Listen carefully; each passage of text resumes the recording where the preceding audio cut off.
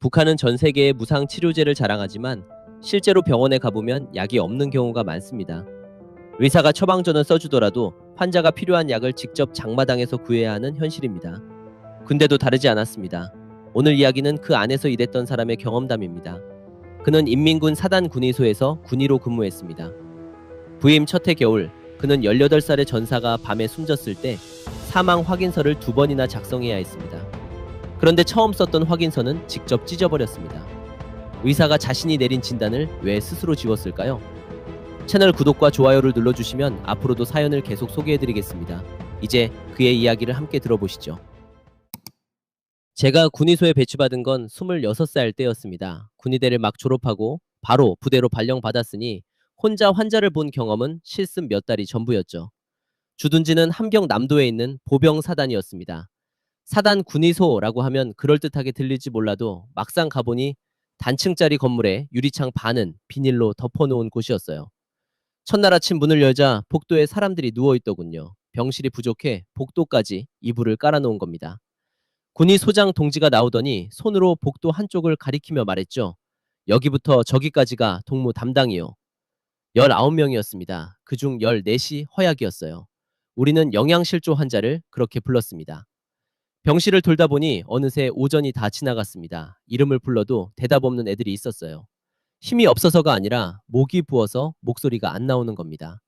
얼굴이 퉁퉁 부어 눈이 제대로 떠지지 않는 애도 있었고 다리를 눌러보면 손자국이 그대로 남아서 한참이나 돌아오지 않았죠.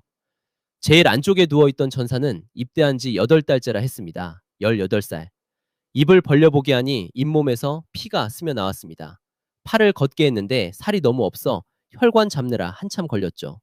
수액이라도 놓아야 했지만 그마저도 없었습니다. 그러면 어떻게 하느냐? 군의소 약국에서 직접 만들어 썼습니다.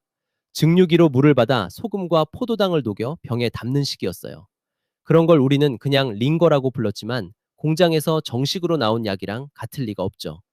그렇게 놓다 보면 팔이 붓는 환자들이 생기기도 했습니다. 그래도 그마저 없으면 밤을 넘기기 힘들었습니다. 병실에서 제일 골치였던 건 밥이었어요. 허약 환자들에게는 죽을 좀 진하게 써서 주는데 힘 있는 환자가 힘없는 환자 목까지 가져가 버리곤 했습니다. 위생지도원이 몇 번 붙잡았지만 잡아주고도 뭐라 하지 못하더군요. 그 애도 결국 굶주린 전사였으니까요. 나중에는 위생지도원이 옆에 서서 먹는 걸 다 확인한 다음에야 그릇을 걷었습니다. 퇴원도 쉽지 않았습니다. 얼굴 붓기가 좀 빠지면 중대로 돌려보내는데 열흘이면 다시 실려오곤 했죠. 부대에 돌아가도 먹는 게 달라지지 않으니까요. 어떤 애는 그해 겨울에만 3번 입원했습니다. 세 번째 들어왔을 때 제가 물었어요. 또 왔구나. 죄송합니다. 그 말을 듣는데 왜 저한테 미안하다는 건지 알 수가 없더군요. 18살짜리는 사흘을 버텼습니다. 나흘째 새벽에 결국 떠났습니다.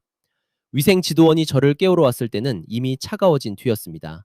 사망 확인서를 쓰려고 자리에 앉았습니다. 원일란에 뭘 적어야 할지는 고민할 필요도 없었어요. 영양 결핍에 의한 심부전. 그대로 쓰고 도장 찍은 뒤 나가려는데 소장 동지가 종이를 받아들고는 다시 내밀더군요. 이거 심장으로 고치라. 처음엔 무슨 소린지 이해가 안 돼서 멀뚱히 서 있었더니 이내 설명을 붙였습니다. 허약으로 죽은 인원이 분기마다 일정 수를 넘기면 사단 후방부가 검열을 받는다고 했습니다. 후방부가 걸리면 군의소도 같이 문제가 된다고요. 동무 진단이 잘못됐다는 게 아니라 순서가 그런 거야. 새 종이를 꺼냈습니다. 급성 심근염, 심장 쇠약. 처음 쓴 건 바로 찢어버렸죠.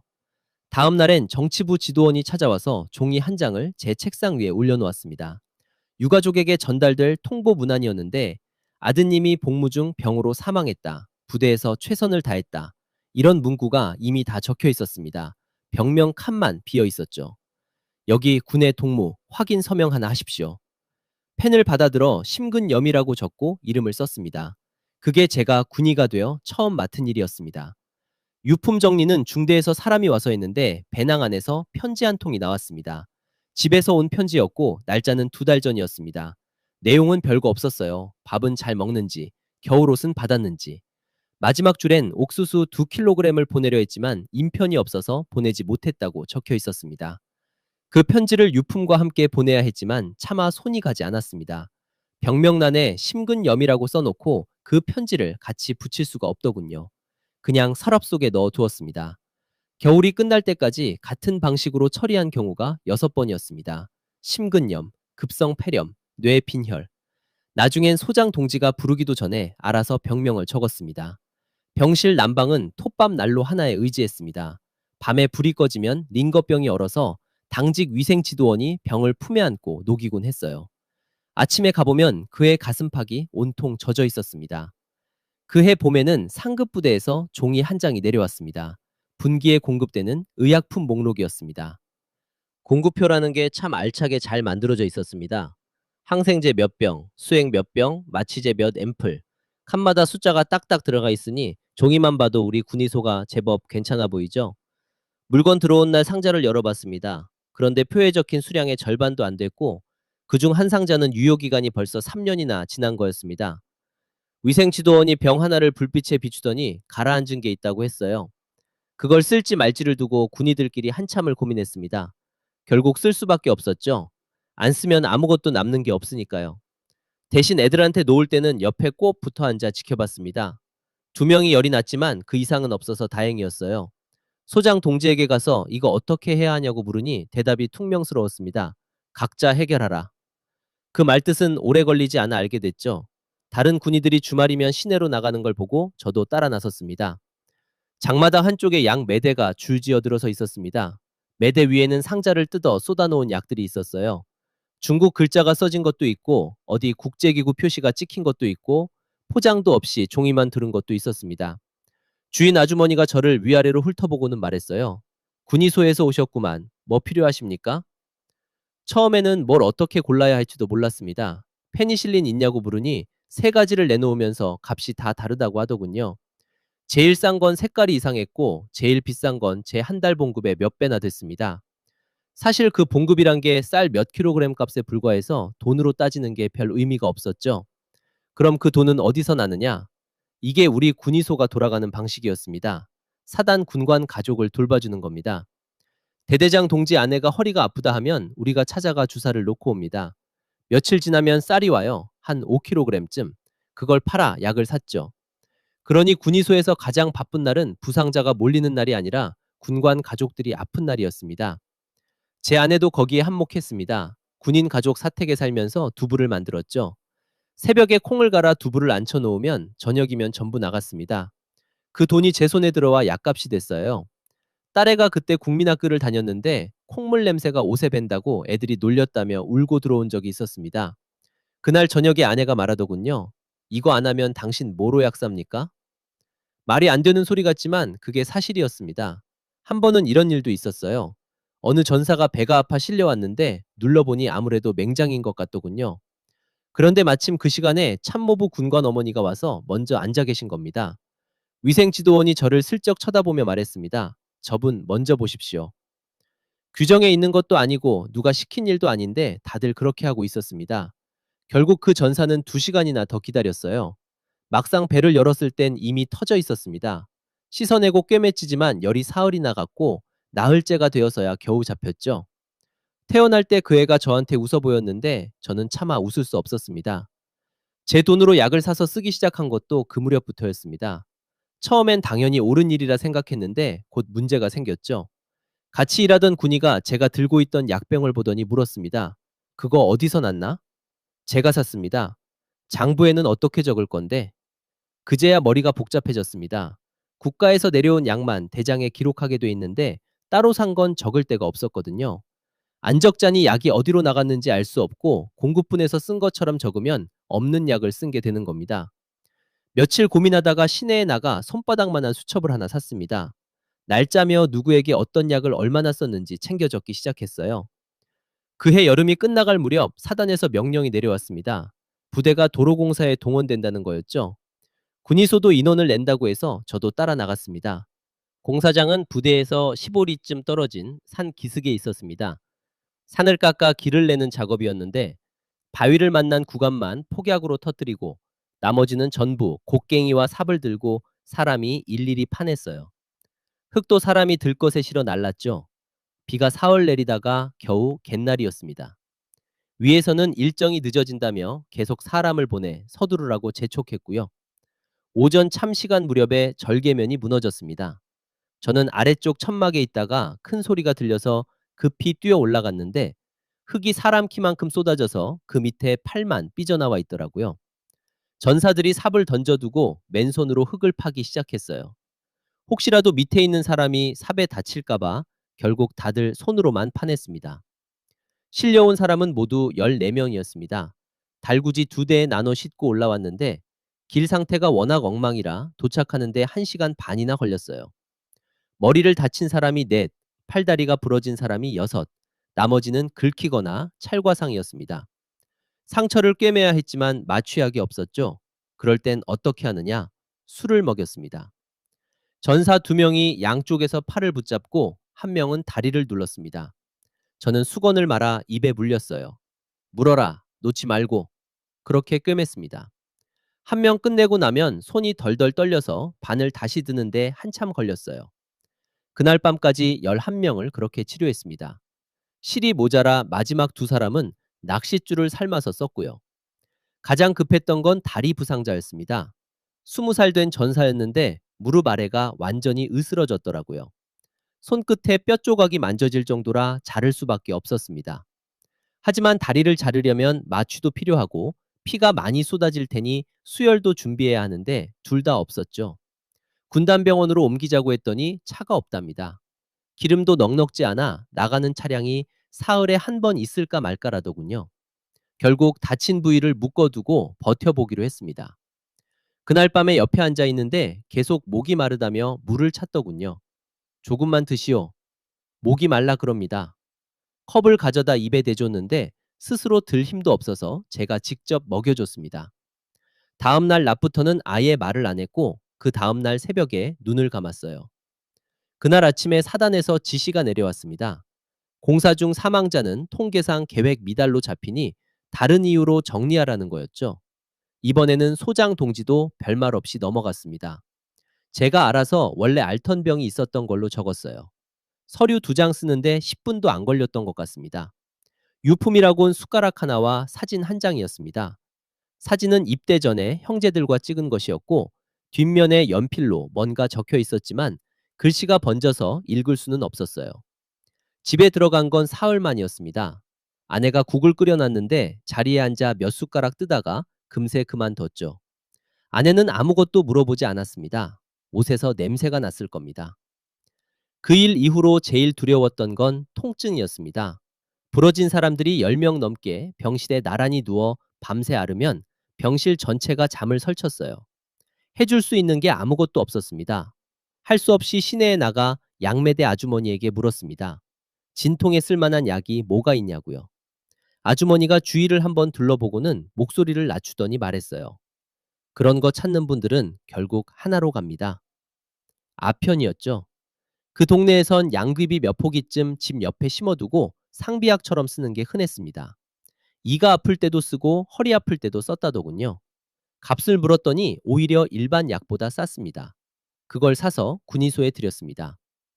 처음 쓰던 날에 팔이 부러진 전사에게 조금 먹였더니 10분쯤 지나 숨소리가 점점 고르게 바뀌더군요. 병실이 조용해지는 모습을 보며 제가 무슨 생각을 했느냐면 이제 밤엔 잠 좀 자겠구나. 그 생각을 했습니다. 공사는 멈추지 않았습니다. 무너졌던 흙만 치우고 이틀 만에 다시 땅을 파기 시작했어요. 한 해쯤 지나자 군의소 안에서는 아편이 별거 아닌 게 되어버렸습니다. 이가 아프면 그거, 허리가 삐끗해도 그거. 약이 부족하다 보니 어느새 그게 표준처럼 자리 잡은 거죠. 군의소엔 전사들만 오는 게 아니었습니다. 하루는 참모부 군관 1명이 저녁 무렵에 조용히 찾아왔어요. 어금니가 아프다길래 봐주고 조금 챙겨줬는데 그 다음 주에 또 왔습니다. 세 번째 왔을 때는 이빨 얘기는 아예 꺼내지도 않고 그냥 손을 내밀더군요. 조금만 더 주시오. 그때 제가 안 줬으면 어땠을까 싶기도 한데 그 사람 계급이 저보다 높았습니다. 마약성 약품은 원래 별도 대장을 만들어 매달 확인하게 돼 있습니다. 그런데 국가에서 그 약이 내려오지 않으니 대장에 적을 게 없는 거죠. 실제로 쓰이는 약은 전부 바깥에서 들어온 거였으니까요. 그래서 대장은 그저 숫자만 맞춰놓고 실제로 쓰는 약은 기록에도 남지 않았습니다. 검열이 나온다는 연락이 오면 위생지도원과 둘이 앉아 숫자를 맞췄어요. 이건 이만큼 나간 걸로 치고 저건 깨진 걸로 하고. 그렇게 새벽까지 맞추다 보면 이게 정말 병원이 맞나 싶은 생각이 들기도 했습니다. 한 번은 위생지도원이 연필을 내려놓고 말하더군요. 선생님, 이거 맞는 게 하나도 없습니다. 맞아 떨어지면 그게 더 이상한 거지. 농담처럼 말하긴 했지만 둘 다 웃지 않았습니다. 그렇게 시간이 흘러 저도 소주와 계급장을 달았고 실무를 총괄하게 되면서 출고 서명란엔 늘 제 이름이 올라가게 됐죠. 하루에도 20번씩 똑같은 자리에 이름만 적었습니다. 뭘 내보내는지 하나하나 확인하지도 않았어요. 그해 가을 어느 밤 밖에 나갔다가 창고 뒤를 봤습니다. 차 한 대가 서 있고 소장 동지가 상자를 싣고 있더군요. 옆에 있던 사람은 부대 소속이 아니었습니다.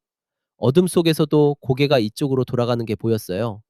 분명 저를 본 것 같았지만 아무 말도 없었습니다. 저 역시 그냥 들어왔죠. 이튿날 아침 제 방 앞에 쌀자루 하나가 놓여 있었습니다. 20kg짜리였어요. 누가 놔뒀는지는 굳이 물어볼 필요도 없었죠. 그 자루를 들여놓으면서 잠깐 망설였습니다. 그냥 다시 내놓으면 무슨 일이 생길지 뻔했고 받으면 이제 입을 닫아야 합니다. 결국 들여놓았죠. 그날 저녁에 아내에겐 부대에서 나온 거라고 했습니다. 이후로 소장 동지는 저를 대하는 태도가 훨씬 부드러워졌습니다. 회의 때면 제 의견부터 물었고 휴가도 잘 챙겨줬죠. 솔직히 저 또한 그게 한결 편했습니다. 그해 겨울엔 새 군의가 배치받아 왔습니다. 25쯤 되어 보였어요. 온 지 얼마 안 됐는데 창고 재고를 훑어보더니 저를 찾아왔습니다. 선생님, 대장하고 실물이 안 맞습니다. 어디가? 거의 다요. 종이를 한참 들여다보는 척하다가 돌려주었습니다. 동무는 환자만 보라. 몇 해 전에 저 역시 같은 말을 들었었죠. 그 친구가 뭐라고 더 하려다 말고 그냥 나갔고 문 닫는 소리가 제법 크게 들렸습니다. 이듬해 2월에 사단 안에 소문이 퍼졌습니다. 시내 장마당에 군용 표시가 박힌 약이 돌고 있다는 이야기였고 누가 신고를 넣었다는 말도 곁들여졌습니다. 3월에 검열조가 들이닥쳤습니다. 아침 조회 시간에 소식을 듣고 그날 오후에는 이미 차가 들어왔죠. 정치부에서 둘, 부대 보위부에서 둘, 후방부에서 한 명, 모두 5이었습니다. 첫날엔 서류만 뒤졌어요. 대장을 한 장 한 장 넘기다 한 사람이 슬쩍 고개를 들더군요. 이병, 실물 어디 있어? 창고로 이동했습니다. 서류상으로는 28병이 남아있다는데 막상 세어보니 9병뿐이었죠. 그중 2병은 기한도 이미 지났고요. 그날 저녁부터 사람들을 한 명씩 불러 조사하기 시작했습니다. 맨 처음 미생지도원이 들어갔는데 2시간 만에 나와서는 얼굴이 하얗게 질려 있더군요. 복도에서 마주치자 조심스럽게 말했어요. 선생님, 저는 아는 것만 말씀드렸습니다. 그 정도면 됐다. 달리 해줄 말이 없었죠. 제 차례는 셋째 날이었습니다. 작은 방에 책상 하나 놓고 마주 앉았는데 제 수첩이 이미 책상 위에 올라와 있었어요.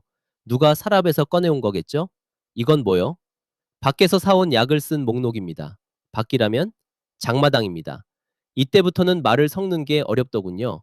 그 사람들 입장에선 군의가 개인적으로 약을 구입해서 환자에게 썼다는 것 자체가 큰 문제였으니까요. 출처불명 의약품 취급이란 겁니다. 그런데 장마당에서 약 사면서 영수증 받아오는 사람은 없지 않습니까? 그 약을 쓰지 않았다면 병실에서 더 많은 사람이 죽었을 거라고 했습니다. 조사관이 서류를 넘기며 묻더군요. 그래서 어겼다는 거요? 이렇게 나오니 할 말이 없었습니다. 아편 건도 별도로 걸렸습니다. 마약 취급 항목이었죠. 들어온 양과 날짜만 적혔어요. 그걸로 통증 잡아준 애들이 몇인지는 아무데도 적히지 않았고요. 창고 뒤에서 본일을 꺼냈습니다. 조사관이 펜을 내려놓고 물었어요. 같이 본 사람 있어? 없습니다. 그날 같이 있던 사람 이름은? 부대박 사람이라 이름을 몰랐습니다. 그렇게 말하니 조사관은 아무것도 적지 않고 바로 다음으로 넘어갔죠. 소장 동지는 검열이 끝나기도 전에 다른 군단으로 발령이 났습니다. 그야말로 번개처럼 빠르더군요. 제일 마음에 걸렸던 건 새로운 군의의 진술이었습니다. 재고가 맞지 않는 걸 보고했는데 제가 환자만 보라고 했다는 내용이었어요. 틀린 말은 아니었죠. 실제로 제가 한 말이니까요. 조사가 끝나고 며칠 뒤에 복도에서 그 친구를 마주쳤습니다. 조용히 옆으로 비껴서서 인사하더군요. 고개만 한번 끄덕이고 지나쳤죠. 몇 걸음 가다가 돌아서서 불렀습니다. 동무는 그렇게 하라. 무슨 뜻인지 따지지도 않고 가만히 서 있길래 더 말하지 않고 자리를 떴어요. 2달을 처분 대기 신세로 지냈습니다. 근무는 계속했지만 서명을 할 수 없으니 아침마다 다른 군의에게 서류를 들고 가야 했죠. 그게 제일 속이 타는 일이었습니다. 그 사이 아내가 부대까지 찾아왔습니다. 뭔가 들은 게 있었던 모양이에요. 위병소 옆에 앉아 있다가 조심스레 말하더군요. 애 아버지가 이러면 어떻게 합니까? 저도 별다른 대답을 못했습니다. 아내가 강냉이 밥을 싸왔는데 그날 저녁에 그걸 먹으며 사망 확인서 6장이 떠올랐죠. 병명을 고쳐 적을 때는 아무도 저를 불러 세우지 않았거든요. 처분 통보는 5월에 나왔습니다. 계급이 한 단계 떨어진 데다 군의소에서도 해임됐습니다. 그리고 제대를 했죠. 26에 들어가서 40이 넘어 나왔으니 거의 20년을 군에서 보낸 셈입니다. 군복과 배낭을 반납하고 나왔는데 챙길 게 별로 없더군요. 자격증과 사진 몇 장뿐이었어요. 쓰던 수첩은 압수당해서 가져올 수 없었습니다. 제대 후 배치는도 내 인민병원으로 나왔습니다. 종이 한 장 들고 찾아갔더니 원장이 난감한 표정으로 자리가 없다고 하더군요. 그래도 넉 달쯤 나갔습니다. 거기서 겪은 일은 이랬습니다. 수술이 필요하면 검사를 해야 하는데 정작 병원에 전기가 들어오지 않았어요. 그래서 발전기를 돌려야 하는데 그 기름은 환자 가족이 직접 구해와야 했죠. 거즈나 식염수도 마찬가지였고요. 아들 수술을 앞두고 기름을 구하느라 이틀을 걸어 다녔다는 아주머니 이야기도 들었습니다. 그 사이 아들은 세상을 떠났다고 했어요. 이렇게 돌아가는 곳에서 봉급이 나올 리가 없었죠. 넉 달 만에 그만뒀습니다. 집에 앉아 있으니 곧 사람들이 찾아오기 시작했습니다. 제일 먼저 온 건 옆집 아주머니였어요. 아들이 낫에 손을 베었는데 병원에 가면 바늘실까지 사서 가야 하니 저한테 부탁한 겁니다. 꼬매주니 며칠 뒤에 강냉이 한 자루를 들고 오셨죠. 그러다 소문이 나면서 찾아오는 이들이 점점 늘었습니다. 주사도 놔주고 꼬매기도 하고 애 낳는 집에 가서 봐주기도 했어요. 한밤중에 문 두드리는 소리가 나가보면 심리 밖에서 달구지를 타고 온 사람들도 있었습니다. 한 번은 10살짜리 아이를 놓쳤습니다. 배가 아프다며 집에서 버티다 겨우 왔는데 이미 배가 굳어 있어서 제가 손쓸 도리가 없었어요. 아이 아버지가 어떻게든 해달라고 붙들었지만 그 집에서 병원까지 가려면 새벽까지 기다렸다가 차를 얻어 타야 했거든요. 결국 그 집 마당에 앉아 날이 밝는 걸 봤습니다. 가끔은 돈이나 쌀로 값을 받기도 했지만 아무것도 받지 못한 날이 더 많았습니다. 그 집 형편을 보면 차마 손이 안 나가더라고요. 문제는 이런 행위가 모두 불법이었다는 점입니다. 개인이 의료 행위를 하면 안 되니까요. 결국 안전부 담당원이 두 번째 달에 집을 찾아왔습니다. 선생, 이러면 안 되는 거 알지 않소? 안다고 했습니다. 그러면서 저 사람들은 어디로 가야 하냐고 물으니 담당원은 별다른 대답 없이 자리를 떴죠. 그날 술 한 병 내놓고 담배 2갑 쥐어 보냈습니다. 그 뒤로는 매달 조금씩 건네야 했어요. 한 달쯤 지나서 그 담당원이 이번엔 자기 어머니를 데리고 왔습니다. 무릎이 아프시다고 해서 봐드렸죠. 서로 아무 말 없었습니다. 그렇게 넘어갔어요. 주사기는 삶아서 다시 썼습니다. 바늘이 무뎌지면 숫돌에 갈아 사용했고요. 지금 생각하면 참 무모한 짓이었지만 당시엔 달리 방법이 없었습니다. 그 무렵에 딸이 시집을 갔습니다. 다른 도로 갔는데 결혼식에 가지 못했어요. 예행증이 나오지 않았거든요. 철직으로 제대한 사람한테는 그런 게 잘 안 떨어졌습니다. 담당원에게 사정해봤지만 자기 선에서는 안 되는 일이라더군요. 결국 전화로 몇 마디만 했습니다. 아버지는 왜 안 옵니까? 길이 막혔다. 이렇게 짧게 말하고 끊었습니다. 예행증 이야기를 꺼내면 애가 또 마음 쓸까 봐요. 1년에 한 번 볼까 말까 했습니다. 그래도 그때는 마음만 먹으면 언젠가 볼 수 있겠지 싶었어요. 그러던 중에 2020년 초가 됐습니다. 처음에는 이상한 병이 돌고 있다는 소문만 들렸습니다. 그러다 어느 순간 국경이 막혔다는 이야기가 퍼졌고 시장에서도 중국 물건들이 하나둘씩 없어지기 시작했죠. 그래도 장마당이 완전히 닫히지는 않았어요. 며칠씩 열었다 닫기를 반복하곤 했습니다. 그런데 약을 파는 매대가 제일 먼저 사라졌죠. 여태 동안 거래하던 아주머니를 찾아가 보니 그 자리는 이미 다른 사람이 채소를 팔고 있더라고요. 병은 줄지 않았습니다. 오히려 환자가 더 늘어나기 시작했어요. 먹을 것이 부실하니 애들은 계속 앓았고 어른들은 견디다 못해 뒤늦게 찾아왔습니다. 하지만 줄 약이 없었습니다. 항생제가 꼭 필요한 환자에게 물수건을 얹어주고 옆에 앉아 있는 게 제가 할 수 있는 전부였던 날도 있었죠. 그 집 식구들은 제가 뭔가 해주고 있으니 안심하는 듯 했지만 사실 저는 아무것도 해주지 못하고 있었습니다. 이듬해 겨울에 앞집 아이가 세상을 떠났습니다. 6살이었어요.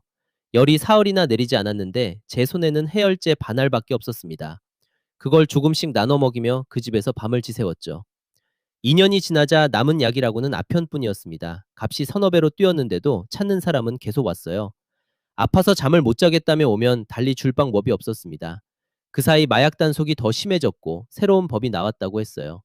공개 비판도 여러 차례 받습니다. 그런데도 아픈 사람들은 어쩔 수 없이 계속 썼습니다.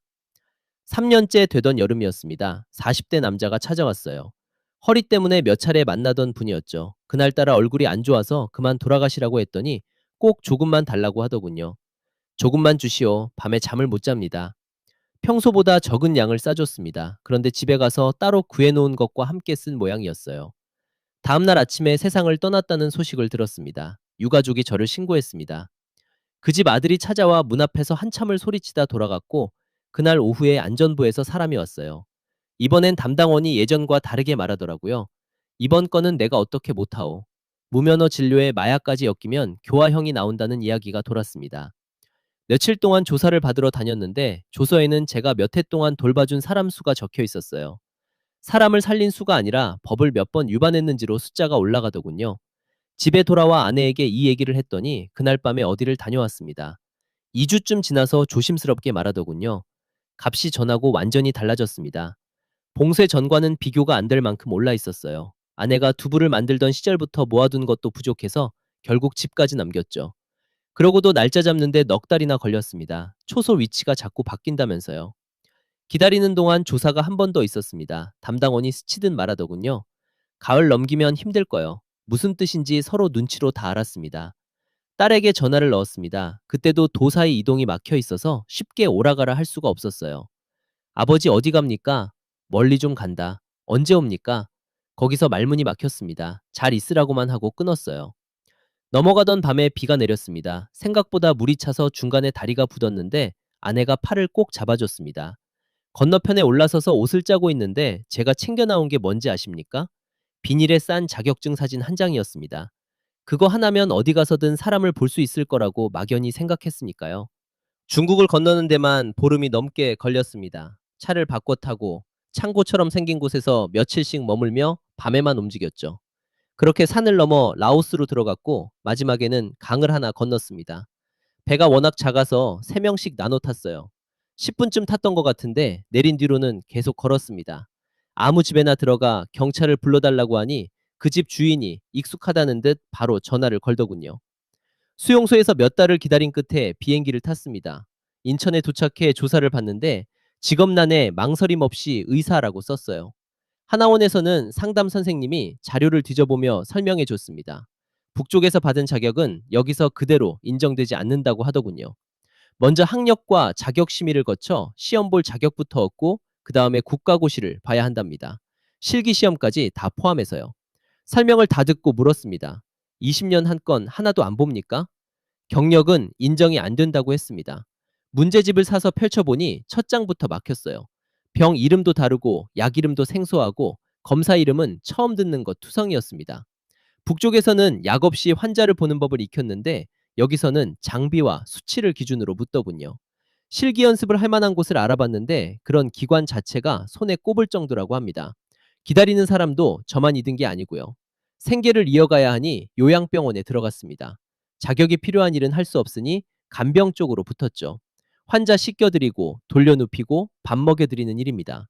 처음 며칠은 손이 저도 모르게 먼저 움직여서 혼났습니다.